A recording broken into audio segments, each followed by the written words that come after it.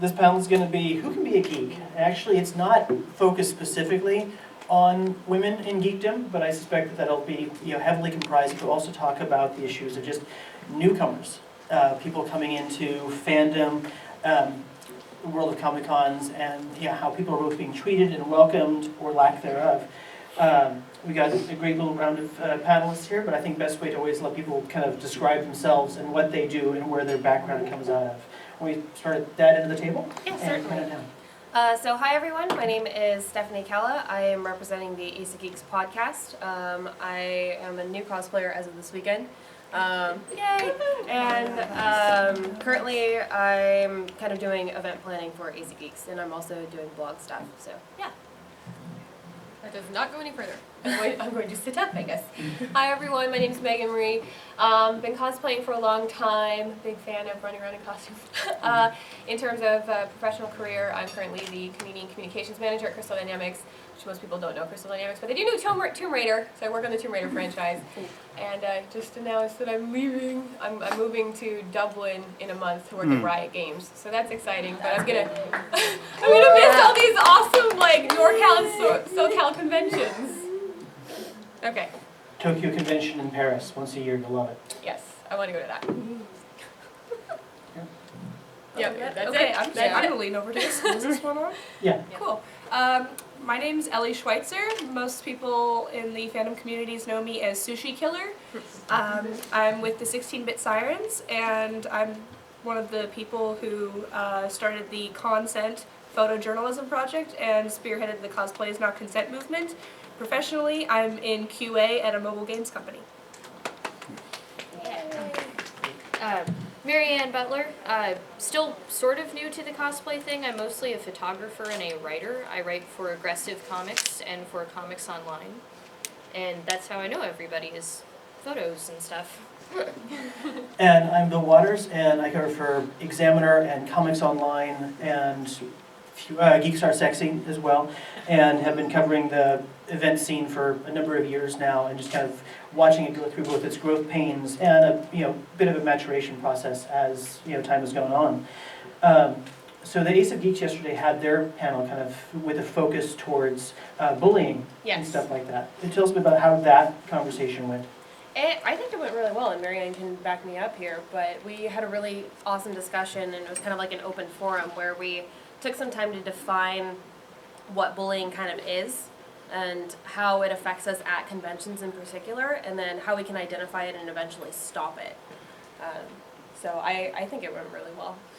How do you think, this is with this event coming here to Sacramento, as many people as are here, there's a lot of people that have never been to a convention before. Yeah. This is their first kind of Comic-Con experience.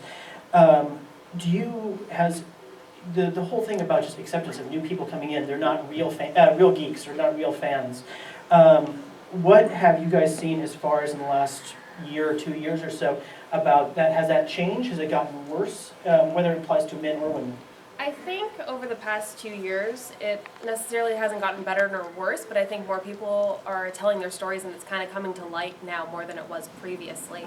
That's one of the reasons why we wanted to do that panel in particular, because it's kind of struck a chord with all of us, because we've all had experiences of people coming up to us saying, hey, your cosplay isn't as good, or here, let me pull out my nerd card and reference a stupid, like really obscure thing that you don't know, and this makes me a better nerd than you. And so, yeah. Megan, how about you? I think that anytime an industry or hobby or something matures, and it also with social media and the internet and all of that exploding, it just shines a light on behaviors that have most likely already been happening. But the good thing about that is it's shining a light on the negative, and then people are reacting to that negative and having solidarity and starting to band together and create initiatives or programs or updating convention rules and so on that are in direct response to those negative experiences. So I think that we're on the path towards kind of ending some of these unfortunate practices. Not there yet by any means, but the first step is always talking about it. So it's great to see all of these conversations, including panels like this.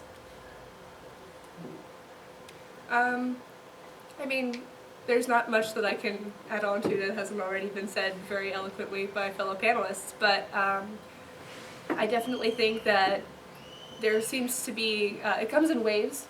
You'll see every time a new round of Comic-Con badges go on sale that there's a bunch of people that will bemoan the fact that fake nerds are getting the badges and that they've been going for 15 years and they somehow deserve a badge more than a newcomer who's never experienced Comic-Con for the first time and wants to give it a go and have that experience and sort of take that pilgrimage. So that's what I've noticed most recently as far as patterns go. But there are also a lot more people calling the people who are complaining on that attitude and telling them that it's not okay or they should question their motives for doing that and wonder why they're feeling so threatened. So that's good too.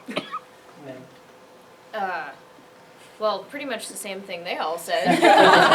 What about, actually, we'll go back to Megan for a second, because you have probably had, most in the professional light, been exposed as to, and seen others' influences. You're acting as professional in that scene, whether it be reporters, other press junkets. Do they get any different sort of, do they get more license, assuming that they're, legitimate to be there, if they're professional versus just a fan? I actually think that if you're a professional, whether it's press or working as a professional exhibitor or something at a convention, you have a lot less leniency now. I think that because it is something that's being talked about so frequently and, one tweet from someone seeing some negative behavior from your booth or something going out there can start a wildfire. I think that people are starting to, even if it's out of fear, I'll take it. Like, if people are being nice because they're afraid of getting in trouble, I'll take it, and hopefully eventually they'll actually just not want to be a jerk. But I think that the professionals have less leniency. They need to behave a little bit better, and starting to see a little of that. But I think it's now about helping to ingrain within the culture of attendees and fellow, whether it's cosplayers or just comic nerds or gamers or so on at conventions or tournaments or so on, just trying to ingrain sportsmanship and community and really acceptance on that ground level. I mean, Ellie, I think a fair amount of credit goes to the cosplay consent effort that you guys did with regards to so many events that are picking up the harassment policies. Really, before, I mean, I don't really recall ever having seen a formalized, at least publicized, harassment policy. Do you think that's what kind of differences have you seen from that? It's been really incredible, actually. Right after the photo project went viral, I got contacted by a lot of organizers from many different conventions saying, what sort of legal language would you like to see in our terms of service that will make you and other cosplayers feel safe? And I told them where to look, other company harassment policies, because if it's sexual harassment in the workplace, it's definitely sexual harassment at a convention. And I think I can give a little anecdotal evidence of how this has been really a positive change. The first day of this convention, I was dressed in a very different costume from Star Trek, and somebody wanted a picture with me and they said, do you mind if I put my hand on your shoulder? And that had never happened to me before the concept project had started. Everybody just assumed that you could touch a cosplayer, put your arm around them, whatever, and that's still happening quite a bit, but the fact that people have begun to ask permission and gauge the cosplayer's comfort level is just incredible. So I'm pretty happy with it. Yeah, I see that with shooting pictures as well. Even when they don't ask, they're much more conscious about where they put their hands. Yes. It will be either on the arm or whatever it is. It's not grabbing, come here kind of a thing. Yeah. So you said you're new to cosplaying this Yeah. weekend and stuff like that. What kind of experience have you had? So yesterday I was dressed up as a Team Rocket grunt. So my joke with the Ace of Geeks is that I'm the resident Pokemon trainer. So I had like a Pikachu in a bag stored away, and every time I saw somebody that was dressed up like a Pokemon trainer, I was like, I got your Pikachu! And it was received really, really well, and I was really, really glad, because like I've heard so many horror stories, and like particularly being a plus size cosplayer, like you get a lot of flack for that sometimes.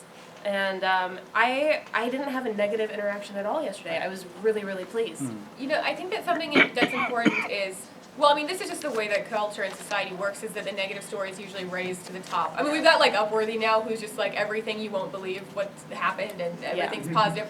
But for the most part, the negative horror story is raised to the top, and you know, I may have this incredible experience at a convention that has me near tears because I've inspired someone, or a little kid is dressed as Wonder Woman and I'm so excited for her, but you tell your close friends and you kind of leave it at that. There's so much positivity and so much sense of community and encouragement and passion at conventions like this that it's really important to address the negativity and try to work to change it, but we also need to talk more about how incredible this community is so that people won't be scared away. Like, Yeah, I'm so exactly. glad that you decided to go for it. I because you're am gonna love too. It. I So- really am.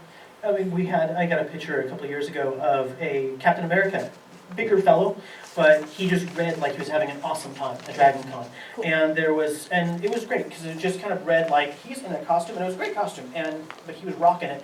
But again, as so many trolls are online, they decided to have fits with it, but other people jumped on those threads, left, right, and center, kind of going, the guy's having a good time, who cares? Yeah. And that's really what it is, and being supportive, because people who are not, like, I have very few costume options, I'm fat. Lies. Unless I decide that I really want to do it. Because if I want to do it, I should just own it and have fun with it. Exactly. Because if I go out there anything but fearless, you know, the internet will eat it up. And that will be very hard, because it takes so much bravery. I mean, if you are attractive, you're getting a lot of validation. But if you are not, or anything less than, even when you are attractive, people will say that's not their idea of what it should look like. And then you get another kind of venom that gets thrown at you, 3 ways to Sunday. The men of the 300 in Atlanta at Dragon Con, they have just kind of like, strip clubs, men's versus women's. If men did things at women's strip clubs that women did at men's, they would have their arms broken and thrown out. And by the same token, the women taking pictures of the 300, some of the commentary is just would make a sailor blush. And they'll go up and grab their junk just out of hand because, well, they think they can. And so that same sort of consent thing and understanding, because the guys themselves feel very put upon because they're not supposed to complain. If that happens, that's what you're supposed to do. It's supposed to be, cool dude, grab another one. But that's what they have to get through with their own sort of fear of complaining with that stuff. With regards to now, what was the event you just said you actually approached them that they didn't have a harassment policy just in general, and they at least responded in kind.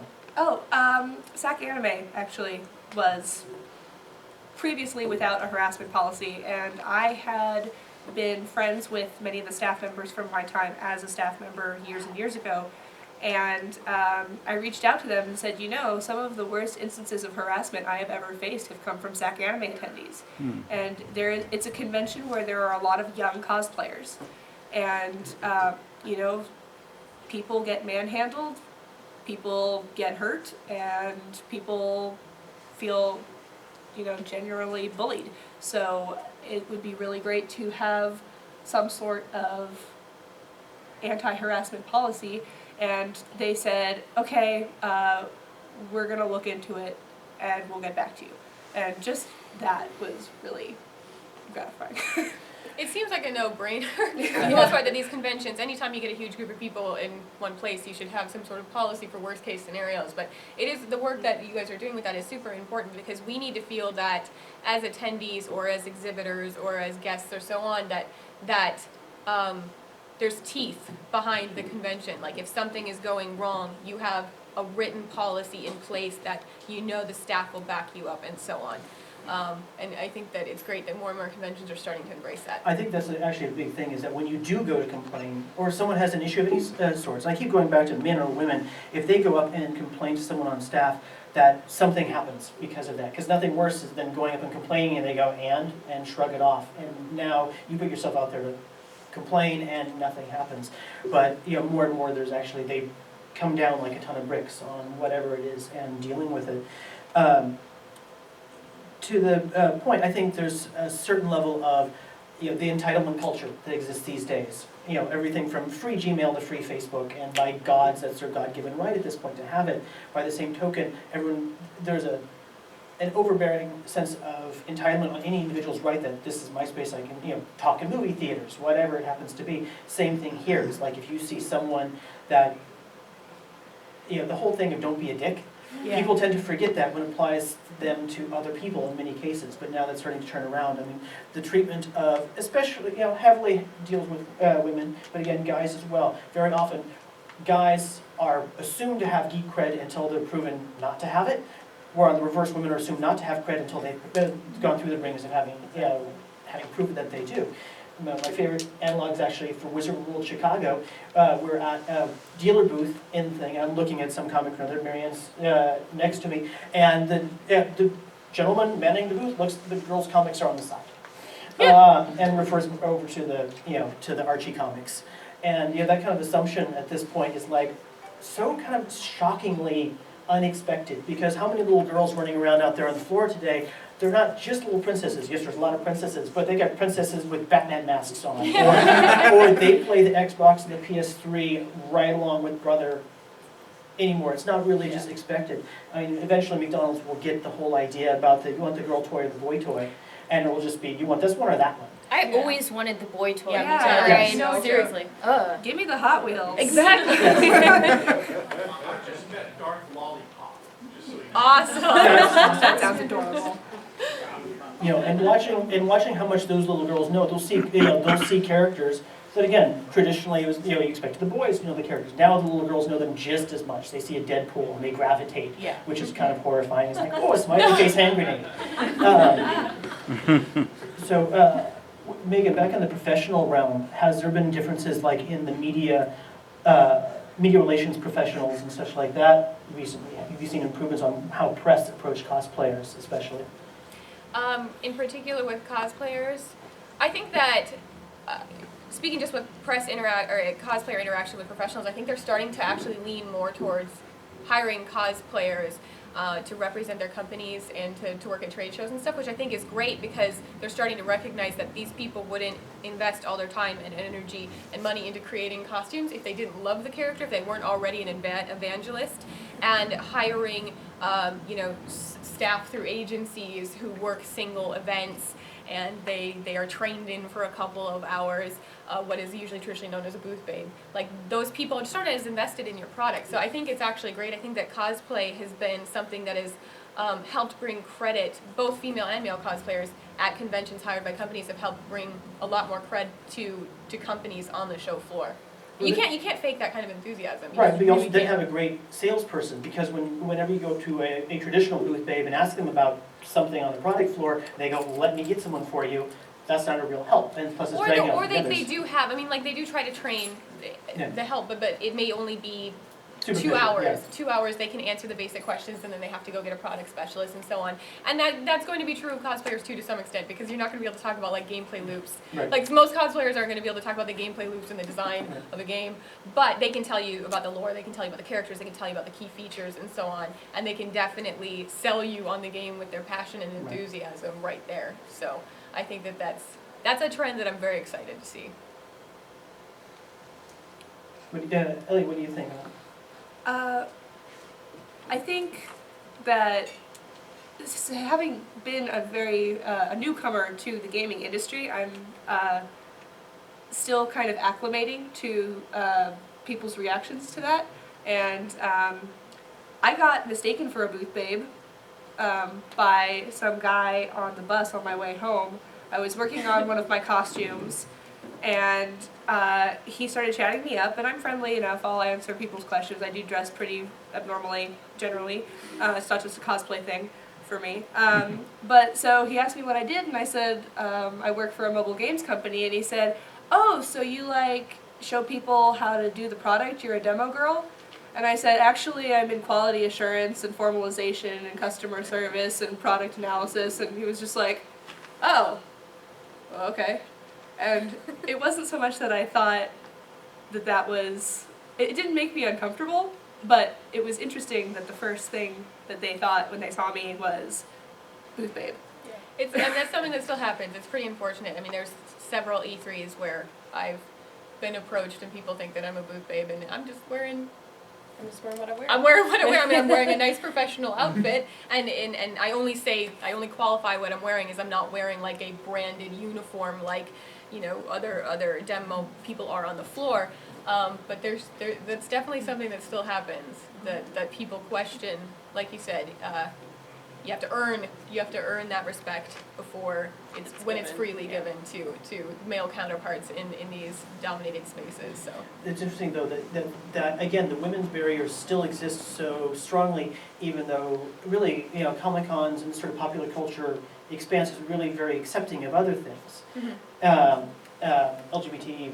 I was going to say, I think it's also really important to note that women are not the only outcast minority in the geek community. Lots of friends of mine who are LGBT or a person of color, they've often said that they feel like they aren't accepted or that their cred is somehow challenged. Like, oh, well, there aren't a lot of characters that look or act like you, they don't have your lifestyle, why would you cosplay a character that's straight, or why would you cosplay a character that's white, or, many of those different things. And so, women have it bad, but an LGBT woman of color would have it much worse, so, like, I wouldn't want to be one of them in the gaming industry. that's why it's so important to be accepting of people's original takes. And we're talking specifically about cosplay right now, but like, take something, own it, change it, make it your own, make it unique, and support other people for that. We don't have to stick to canon, because unfortunately canon is quite frequently a narrow viewpoint and representation. So one, we can take things into our own hands, and we can try to change the content and the culture around it by gender bending or swapping or doing these things and showing how cool this female version of this traditionally male character looks. And then also we need to push for better representation and more diverse representation in the content that we consume, be it comics or video games. So like, if you love a game that stars a kick-ass female protagonist and it's a great game, support it and tell your friends about it, and try to show that these games sell well, so that game companies don't come back and say, we gotta stick this female character on the back of the box because, people don't buy games that have female leads, and so on. So it's important to support games that are trying something different, and also to just go out there and own it and show that you can do something different, and that's, an exciting take on maybe a traditional character. So Yeah, it kind of goes along the lines of, casting as well. I mean, the reaction that's happened to the Fantastic Four casting. And, in the end, it's not Batfleck, so it can't be that bad. When you're talking about what they've been encountering